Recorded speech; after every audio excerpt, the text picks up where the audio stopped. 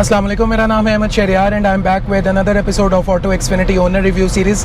आज हम जिस गाड़ी को लेकर आए हैं आपके लिए ये होंडा सिविक एक्स है और उसका 1.5 लीटर RS टर्बो वेरिएंट है जो कि पाकिस्तानी रोड्स पे 4-5 साल रहा है 2016 से ऑनवर्ड्स, और काफ़ी ये मशहूर गाड़ी पॉपुलर रही है यंगस्टर्स के अंदर और अपने टाइम पर भी, और उसके बाद भी 11th जनरेशन अब पाकिस्तानी रोड्स पे है, but still it is one of the most popular cars in Pakistan specially among the teenagers and youngsters.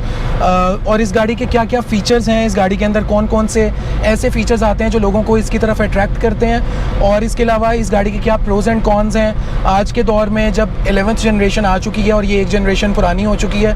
क्या ये गाड़ी आपको लेनी चाहिए, नहीं लेनी चाहिए, ये वैल्यू फॉर मनी है या नहीं है, ये तमाम चीज़ें हम डिस्कस करेंगे।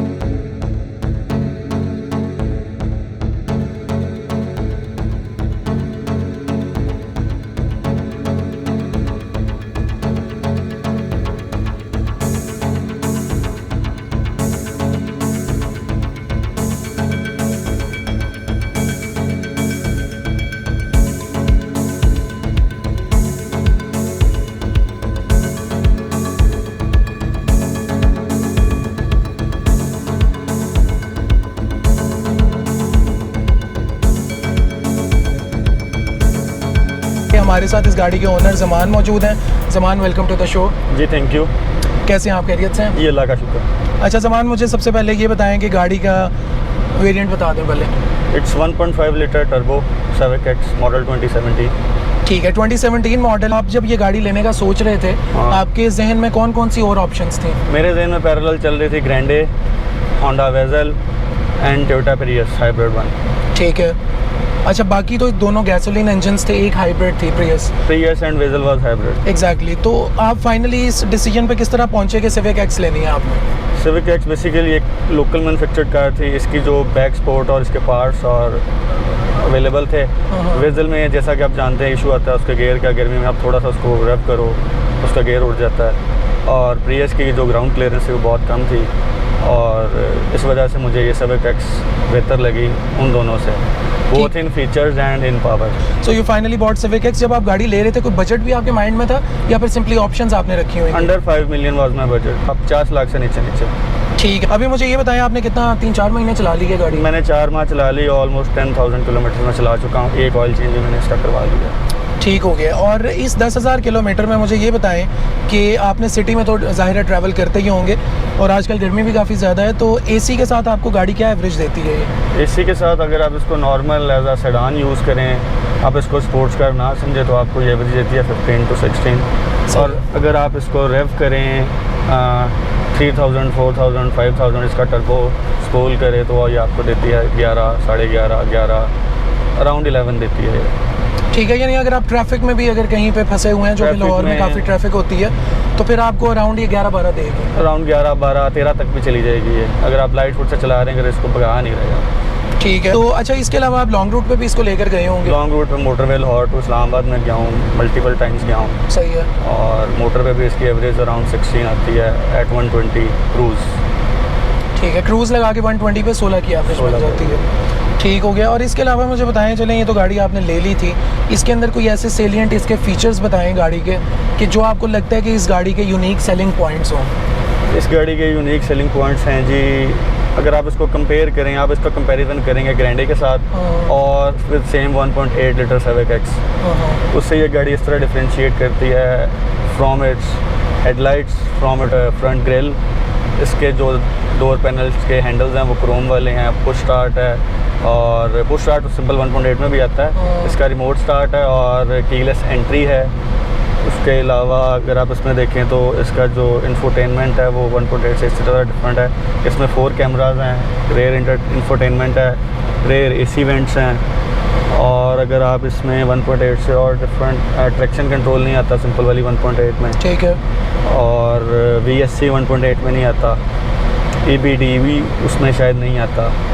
अच्छा चलें, ये तो हम आप सेफ्टी की तरफ हम बाद में जाएंगे कि सेफ्टी फीचर्स कौन से इसमें हैं और किस हद तक मोस्ट इम्पॉर्टेंट अगर आप इसको कंपेयर करेंगे सिंपल 1.8 ग्रैंडे और 1.8 civic, that comes with 140 bhps, और ये गाड़ी आपको मिलती है स्टॉक हालत में 174 bhp में। अगर आप इसको ट्यून करवा लें तो आप इससे अराउंड 220 bhp का आउटपुट भी ले सकते हैं। ठीक है, बाय स्टॉक कंपनी की तरफ से जो आ रही है 174 हॉर्स पावर आती है। ठीक है, और कितने न्यूटन मीटर ऑफ टॉर्क है? 203 newton metre of torque produce करती है। ठीक है, और ये है बाय स्टॉक जो है? By stock. ठीक है, मॉडिफाई आप करवाएं तो वो एक सेपरेट इशू है।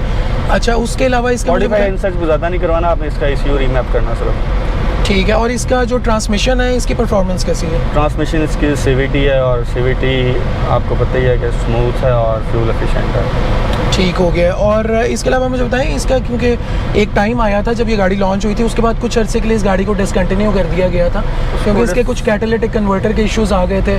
तो उसके बाद जब ये री लॉन्च हुई है, खैर आपके पास तो वो पिछले वाला ही मॉडल है, आपने कोई इस तरह का इशू तो नहीं इसमें फेस किया नॉकिंग का? मैं इसको नॉर्मल फ्यूल पे चला रहा हूँ, हाई ऑक्टेन भी यूज़ नहीं कर रहा। 2016 में जब ये गाड़ी लॉन्च हुई थी तो पाकिस्तान का जो पेट्रोल था वो बहुत गंदा आता होता था। जो फ्यूल था आपको वो यूरो 5 स्टैंडर्ड छोड़ के आपको यूरो 2 मिलता होता था, जिसकी वजह से ये इसका इंजन नॉक भी करता था, उसमें मिसिंग भी आती थी और कैटालिटिक कन्वर्टर भी चोक होता था। लेकिन जब से पाकिस्तान में यूरो 5 पेट्रोल लॉन्च हो गया हुआ है, आप किसी अच्छे फ्यूल पम्प से पेट्रोल यूज़ कर रहे हैं तो इस गाड़ी आपको कोई इशू नहीं देती।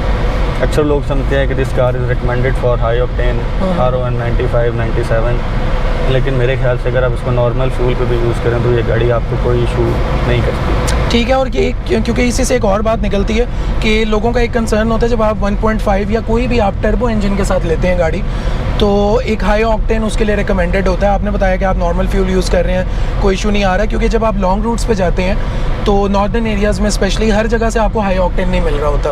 तो वो लोगों का एक ये भी कंसर्न होता है कि अगर हमने टर्बो गाड़ी ले ली और हाई ऑक्टेन ना मिला तो नॉर्मल फ्यूल के ऊपर कुछ ना कुछ इश्यूज़ आएंगे।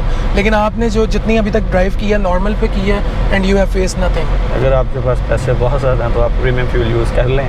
मेरे जैसे गरीब आदमी के लिए 92 RON इस गाड़ी के लिए मोर देन एनफ है, और इस पर ये पूरी परफॉर्मेंस देती है। सही है। और हाई ऑक्टेन डलवाने से इस गाड़ी ने उड़ना तो है नहीं, ऐसे ही नॉर्मली चलना है सिंपल। वो प्री मैच्योर इग्निशन नहीं होने देता और वो 92 पे भी नहीं होती। ठीक है, यानी नॉर्मल फ्यूल डलवाएं, लेकिन ये कि अच्छी क्वालिटी का डलवा लें किसी सेलेक्टिव आप पेट्रोल पंप से। ठीक है, तो ये तो आपने इसके बता दिया कि इसकी परफॉर्मेंस कैसी है कैसी नहीं है। परफॉर्मेंस में एक और पैरामीटर जो होता है, एक तो इसकी कंफर्ट का बता दें और एक इसके सस्पेंशन का बता दें। सस्पेंशन मैं इसलिए स्पेसिफिकली मेंशन कर रहा हूँ क्योंकि होंडा की कंसिडर की जाती है कि थोड़ी सी हार्ड है, रूरल एरियाज़ में उतनी पावरफुल नहीं है जितनी टोयोटा कंसिडर की जाती है। होंडा आप बिल्कुल ठीक कह रहे हैं। सोचा जाता है कि होंडा की सस्पेंशन स्टिफ है, हार्ड है, लेकिन होंडा सिविक एक्स की सस्पेंशन बिल्कुल स्टिफ नहीं है, सॉफ्ट है।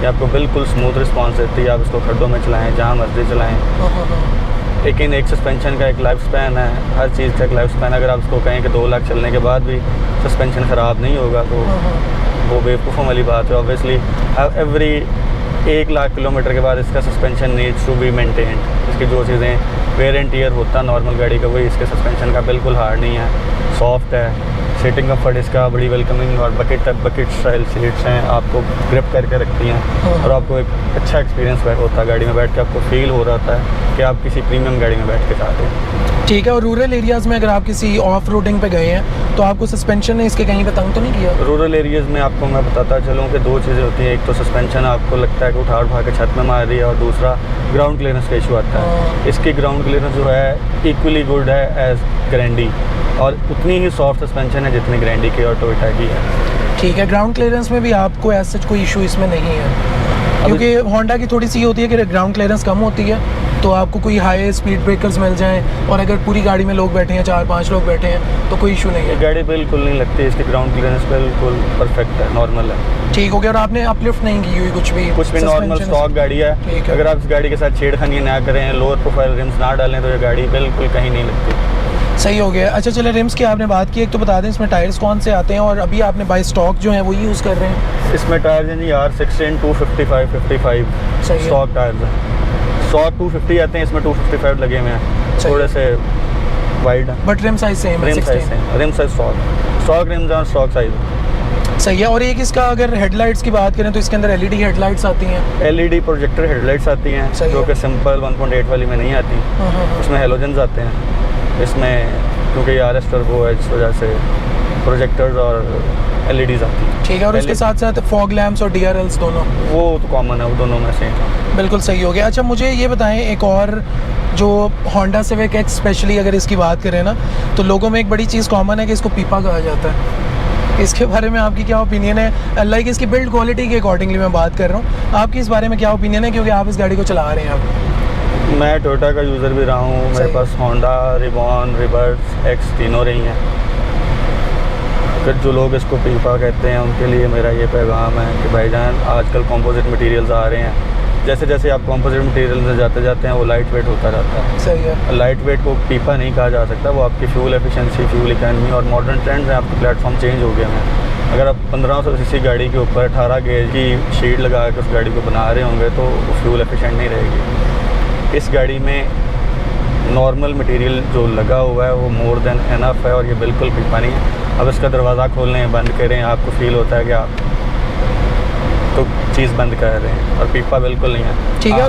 और आपकी सेम लीग तो नहीं, जर्मन कार जो आ रही हैं वो आजकल सारी एल्यूमिनियम में आ रही हैं। अगर आप कहते हैं कि लाइट वेट होना एक पीपा है, फिर ये पीपा है। अगर लाइट वेट होना आप समझते हैं कि बेहतर है तो मेरे हिसाब से बेहतर है। नहीं, लाइट वेट मैं बेसिकली जिस एस्पेक्ट से बात कर रहा हूँ ना, कि इसकी जो बिल्ड क्वालिटी है, खुदा ना खास्ता आपका कोई एक्सीडेंट वगैरह तो नहीं हुआ?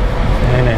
ठीक है। लाइक मैं उस सेंस में बात कर रहा हूँ कि अगर आपकी बॉडी हल्का से भी इम्पैक्ट उसके ऊपर आता है, वैसे तो हमारा जो मेजरिंग गेज है ना गाड़ी का इम्पैक्ट का, वो बहुत डिफरेंट है। गाड़ी 160 पे आप अगर लेकर जाएंगे और कहीं पे हिट करेगी तो वो पूरी बिल्कुल ही पिंच हो जाएगी ना, तो लेकिन हमारा गेज बिल्कुल ही डिफरेंट है। अगर इस तरह कोई गाड़ी के साथ हो जाता है तो हम ब्लेम करते हैं कि उसकी क्वालिटी ऑफ मैन्युफैक्चरिंग जो है वो काफ़ी लो है, बट हमने ये भी कंसिडर करना होता है कि कितनी स्पीड के ऊपर आपको इम्पैक्ट आ रहा है। If you are driving it within speed limit 120 kilometre per hour तो ये बिल्कुल सेफ है, और इसमें ऐसा कुछ नहीं है। अगर आप इसको 200 पे भगा के दीवार में भी मारेंगे या एक साइकिल वाले में मारेंगे तो ना साइकिल वाले का कुछ बचेगा ना आपको कुछ बचेगा। नहीं, वैसे भी हमारी जो लिमिट्स हैं, चाहे वो शहर की हों चाहे हाईवेज़ की हों, 120 ये तो सख्ती हमें उसको फॉलो करना चाहिए, जितनी भी स्पीड लिमिट्स हमें गिवन है, क्योंकि ओवर स्पीडिंग जब आप करेंगे तो ज़िंदगी से बढ़ के कुछ नहीं होता। तो व्यूअर्स के लिए भी यही मैसेज है कि जो स्पीड लिमिट्स हैं उसके अंदर रह के ड्राइव करें, with in speed limits drive करें। एग्जैक्टली। और कोई भी ऐसा एडवेंचर करने से ग्रेज करें कि जिससे आपकी जान जा सकती हो। तो अच्छा, इसके अलावा मुझे बताएं, इसी से ही हम बिल्ड क्वालिटी की बात कर रहे थे, इसके अंदर सेफ्टी फीचर्स कौन कौन से आते हैं? ड्यूल एयर बैग है, स्टेबिलिटी कंट्रोल है, ट्रैक्शन कंट्रोल है। पाकिस्तानी लोकल के मार्केट के हिसाब से मैक्सिमम जो सेफ्टी फीचर्स हो सकते हैं वो इस गाड़ी में। If you compare it with Japanese car तो ऑब्वियसली ये लैग करती है। एयर बैग्स 2 हैं, 8 होने चाहिए, 6 होने चाहिए, लेकिन पाकिस्तानी मार्केट के हिसाब से इसमें 2 एयर बैग्स हैं, ट्रैक्शन कंट्रोल है, स्टेबिलिटी कंट्रोल है, इलेक्ट्रॉनिक ब्रेक डिस्ट्रीब्यूशन है। आई थिंक ठीक है। ठीक है। यानी बेसिकली ये जब जिस टाइम पे ये आई थी 2016-17 में, उस टाइम के अकॉर्डिंगली देखें तो आपके सेफ्टी स्टैंडर्ड्स बड़ी ज़्यादा यही आते थे। अभी अगर आप बहुत ही मॉडर्न एडवांस फीचर्स की तरफ चले जाएंगे, जो रिसेंटली क्रॉस ओवर SUVs में इंट्रोड्यूस हुए हैं, जिसके अंदर ADAS के फीचर्स होते हैं, ब्लाइंड स्पॉट मॉनिटरिंग है, लेन कीप असिस्ट है, वो तो जाहिर है उस टाइम पे ना गाड़ियों में आ रहे थे पाकिस्तान में और ना इसके अंदर थे। अब अगर नई जनरेशन का हम होंडा की देखें तो होंडा सेंसिंग से एक पैकेज आता है जिसके अंदर काफ़ी सारे फीचर्स हैं। 11th जनरेशन में सारे फीचर्स हैं, लेन असिस्ट, ब्लाइंड स्पॉट मॉनिटर, वो ADAS एडेप्टिव क्रूज कंट्रोल, वो सारे ADAS का पैकेज है, वो आपको उसमें 11th जनरेशन में मिल जाता है। लेकिन if you compare this car with 11th generation both in style, looks and power, this car is superior I think. सही है। आपके ओपिनियन में ये बेहतर है गाड़ी उससे? Because that car is detune to 160 bhps। सही है। उसका जो इंटीरियर का मटेरियल है that is very very inferior. I drove it. ठीक है। As compare to this one, लेकिन वो मज़ा नहीं आया मुझे।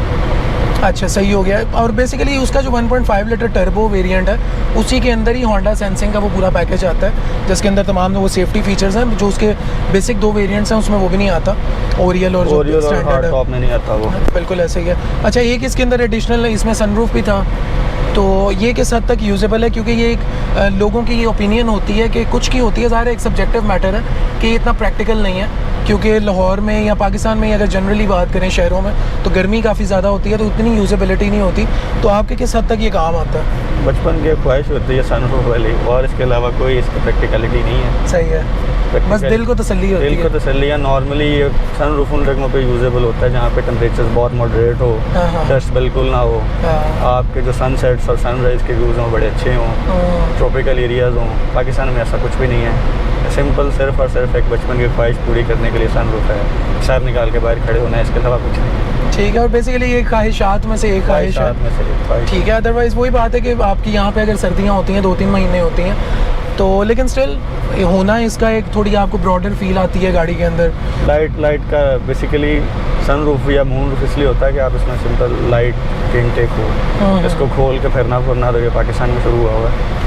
हाँ नहीं, वो तो सेफ्टी वाइज भी अगर देखें तो वो एक सेफ़ चीज़ नहीं है अगर आप करते हैं। अक्सर हम देखते हैं कि बच्चे यहाँ से बाहर निकले होते हैं, तो वो भी एक सेफ़र चीज़ नहीं है करने की। तो खैर इसका मुझे बताएं, इसके अलावा कोई आपका इसका कोई एक्साइटिंग इस तरह का कोई एक्सपीरियंस इस गाड़ी पे हुआ हो तो वो व्यूअर्स से शेयर करें। एक्साइटिंग इसका फीचर ये है, मैं आपको बिल्कुल नहीं कह रहा कि आपने गाड़ी भगानी है, या मैं आपको बिल्कुल नहीं कह रहा कि आप इसको गलियों में, तंग सड़कों में, लोकल एरियाज़ में, इन सिटी भगाएँ। हाँ, if you have a patch और आपके साथ कुछ छेड़खानी कर रहा है तो आप इसको पैडल दें और फिर तमाशा देखें, because it is I think first sedan of Pakistan. Local market में इससे तेज़ गाड़ी नहीं है। सही है, मतलब सड़क पर जाते हुए आपके साथ छेड़खानी कोई नहीं कर सकता। ओके, रिकमेंडेड बिल्कुल नहीं है। वो आप सिर्फ मोटरवे पे या जहाँ पे आपको फ्री रोड या पैच मिले, हाँ, क्लोज्ड एनवायरनमेंट में आप कंट्रोल्ड एनवायरनमेंट करना चाहें तो आप कर लें। ठीक है। उसके अलावा मुझे बताएं, ये जो आपका इंफोटेनमेंट सिस्टम है इसके अंदर, ये बाय स्टॉक ही है? स्टॉक। और गाड़ी के अंदर कोई किसी किस्म की मॉडिफिकेशन? कोई modification, everything is company fitted. ठीक है। आप बिलीव करते हैं मॉडिफिकेशंस करवाने पर? मैं बिल्कुल बिलीव नहीं करता, क्योंकि मुझे कंपनी के इंजीनियर से बिल्कुल यकीन है, और वो जो चीज़ें डिज़ाइन कर रहे हैं R&D के बाद वो बिल्कुल ठीक कर रहे हैं। ठीक है। और इसमें कोई टेक्निकल वाइज आपका कोई पॉइंट हो जिसकी वजह से आप समझते हो मॉडिफिकेशन नहीं करवानी चाहिए? मॉडिफिकेशन करवाने का मेरा तो एक छोटा सा वो है ओपिनियन है, वो ये है कि अगर आप मॉडिफिकेशन करवा रहे हो, पहले आप गाड़ी खुलवाते हो, फिर दोबारा बंद करवाते हो, और आपके पास उस तरह के इंस्ट्रूमेंट या असेंबली लाइन नहीं है कि जो आपको प्रॉपर गाड़ी खोलने के बाद बंद करे। वो एक चीज़ खोलेंगे, साथ दो चीज़ें और ख़राब करेंगे, कहीं पर स्क्रैच डाल देंगे, कोई नट बोल्ट पूरा नहीं लगाएंगे, आपकी गाड़ी में वो रेटलिंग नॉइज़ शुरू हो जाएगा। चाहिए, इसकी वजह से वो गाड़ी की फील ही नहीं आती। मैं उन लोगों में से जो कहता हूँ गाड़ी में आवाज़ कोई ना आ रही हो। सही है। और कंपनी मेंटेन? और कंपनी मेंटेन। सही हो गया। अच्छा, मुझे अब रियर सीट्स का बता दें कि रियर सीट्स पे जो पैसेंजर्स बैठते हैं, पहले तो ये बता दें कि 3 पैसेंजर्स के साथ कंफर्टेबल होता है या 2 के साथ? 2 पैसेंजर के साथ कंफर्टेबल है, क्योंकि इसका फ्लैट बेड नहीं है। ठीक है। रिबॉन तक फ्लैट बेड आता था, बल्कि रिवर्स में भी फ्लैट बेड आता था, इसमें फ्लैट बेड नहीं है। तो पैसेंजर जो है वो नॉर्मली लॉन्ग रूट पे आप जा सकते हैं, 3 भी जा सकते हैं, लेकिन 3 के साथ आप तंग होंगे। 3 के साथ आप विद इन सिटी ट्रैवल कर सकते हैं? विद इन सिटी आप ट्रैवल कर सकते, रिकमेंडेड 2 लोगों के लिए। ठीक है। और सेंटर में आर्मरेस्ट भी है पीछे? सेंटर में आर्मरेस्ट भी है पीछे, और रेयर AC भी है। तो इसके बाद आप मुझे बताएं, आपने लॉन्ग रूट पर ट्रैवल किया, ज़ाहिर है लगेज भी आपने कैरी किया होगा, इसकी जो बूट कैपेसिटी है वो कितनी अच्छी है? बूट कैपेसिटी इस लीग की गाड़ियों में इसमें सबसे ज़्यादा। सही है। मुझे एग्जैक्टली उसकी अब लीटर्स में नहीं याद क्या है, लेकिन मेरे पास करोला भी है, और एज़ कम्पेयर टू करोला इसकी ज़्यादा है। लोकल जो मैनुफैक्चर्ड गाड़ी है उस लीग में ग्रैंडी और यही आती है। सही है। उनसे कंपैरेटिवली आपको बेहतर? कंपैरेटिवली ज़्यादा है इसकी। सही हो गया। और इसके अलावा इसमें जो स्पेयर टायर बाय कंपनी आता है वो सेम साइज़ में आता है? Same size with same rim, 5 rims के साथ ये गाड़ी आती है। नॉर्मल जो 1.8 है वो 4 रिम्स के साथ आती है, तो स्टपनी वाला टायर उसमें रिम नहीं देते, लेकिन इसमें स्टपनी वाले टायर में भी रिम है। अच्छा, सही हो गया। इसके अलावा मुझे बताएं कि इसके अंदर जो मेंटेनेंस होती है, इसकी स्केड्यूल्ड मेंटेनेंस, वो एक तो बता दें कितने किलोमीटर्स के बाद कंपनी ने रिकमेंड आपको किया हुआ है, और उसके अलावा आप कितने पे करवाते हैं और उसकी कॉस्ट क्या आती है? स्केड्यूल्ड मेंटेनेंस मैंने अभी 1 हफ़्ता पहले इसका ऑयल चेंज करवाया, मैं आपको करंट कॉस्ट बता सकता हूँ इसकी। लोग कहते हैं जी 5000 के बाद ऑयल चेंज करवा देना चाहिए, लेकिन इसमें जो RS टर्बो वाली गाड़ी है, RS टर्बो तो नहीं है, सिंपल टर्बो गाड़ी है, इसमें आपको ऑयल लाइफ का एक आ रहा होता है, इसमें रीडिंग आ रही होती है। सही है। जब इसमें ऑयल चेंज करवाते हैं तो 10,000 पे ऑटोमेटिकली चला जाता है, डिपेंडिंग अपॉन आपका कंप्यूटर रीसेट हो जाता है। जैसे ही आप इसका ऑयल फिल्टर खोलते हैं वो रीसेट हो जाती है, और वो 10,000 किलोमीटर करता है। और जो पाकिस्तानी मार्केट में ट्रेंड है कि 5,000 के बाद ऑयल चेंज करा लें, मेरी समझ में तो नहीं आता। If you are using a synthetic oil, जो कि होंडा का आता है APA स्टैंडर्ड SP में 5W30 या 0W20, तो 0W20 इसमें ऑयल यूज़ होता है, और मैं 10,000 किलोमीटर के बाद चेंज कराता हूँ, जिसकी एवरेज कॉस्ट जो है इसमें बिल पड़ा होगा 9600 है शायद, including oil filter and oil. और अगर आप एयर फिल्टर भी चेंज करवा रहे हैं तो 2200 एक्स्ट्रा है ओरिजिनल। लेकिन एयर फिल्टर तो आप उसके साथ नहीं करवाते होंगे, वो थोड़ा ज़्यादा टाइम के बाद करवाते वो होंगे? Every 2 oil changes. हाँ, मतलब 20,000 के बाद एयर फिल्टर चेंज होता है। सही हो गया। और इसके अलावा कोई इसकी मेंटेनेंस कॉस्ट का एक जनरल ओवरव्यू दे दें कि इस गाड़ी को अगर एक यूज़र ने रखा हुआ है तो उसकी मेंटेनेंस कॉस्ट इस गाड़ी की इसकी प्राइस के अकॉर्डिंगली ज़्यादा है कि नॉमिनल है? इसकी प्राइस कम है। अगर आप सिंपल 1.8 चला रहे हैं तो उसमें R18 इंजन आता है, वो रिकमेंडेड है फॉर 5000 ऑयल चेंज। दोनों में 3.7 लीटर डलता है, दोनों फुली सिंथेटिक ऑयल डलते हैं, और दोनों की कॉस्ट भी ऑलमोस्ट 50-100 रुपये का फ़र्क है, सेम है।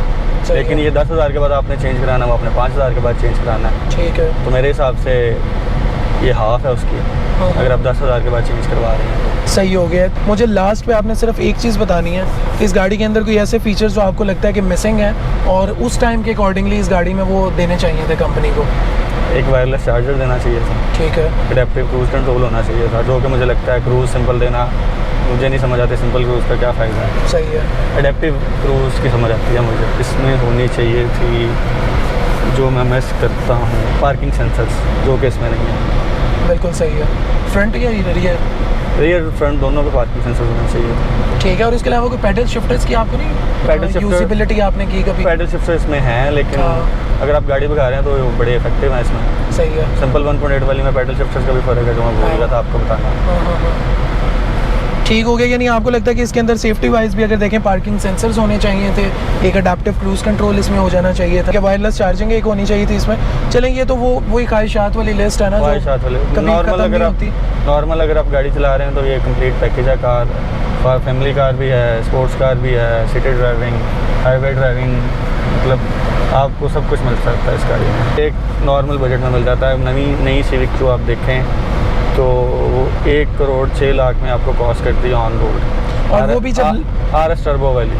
एग्जैक्टली। और वो भी जब लॉन्च हुई थी वो 6.5 मिलियन पे हुई थी, और अभी 1 करोड़। वो तो सारी बात है, डिवैल्यूएशन ऑफ करेंसी की वजह से इतना इम्पैक्ट आया जब लॉन्च हुई थी, और अब के दरमियान में बहुत डिफरेंस है अगर आप कन्वर्जन करें करेंसी की। बिल्कुल ऐसी है। तो खैर ये तो आपकी करेंसी डिवैल्यूएशन की वजह से है, जो भी फैक्टर्स हैं मार्केट में आपको उसकी हाफ प्राइस में ये गाड़ी मिल रही है और तकरीबन सारा कुछ सेम है, बल्कि बेहतर है उससे। तो आप ये बेस्ट वैल्यू फॉर मनी है मेरे नज़दीक। ठीक है। और आपने भी देखें अब 4.5-5 मिलियन में ये गाड़ी ली थी, और मेरा ख्याल है कि अगर 1 साल 1.5 साल पहले ली होती तो वो भी आपको काफ़ी कम प्राइस में मिल जाती, क्योंकि पाकिस्तानी मार्केट थोड़ी सी डायनामिक्स उसके इस तरह से डिफरेंट है कि यहाँ पे गाड़ी एक एसेट होती है rather than being a liability.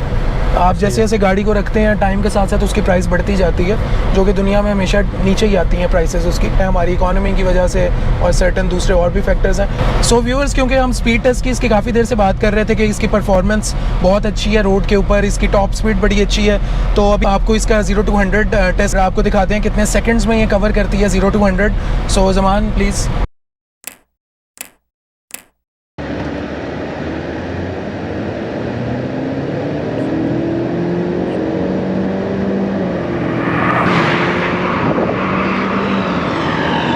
So viewers, ये तो आपने देखा 0 to 100 इस गाड़ी का।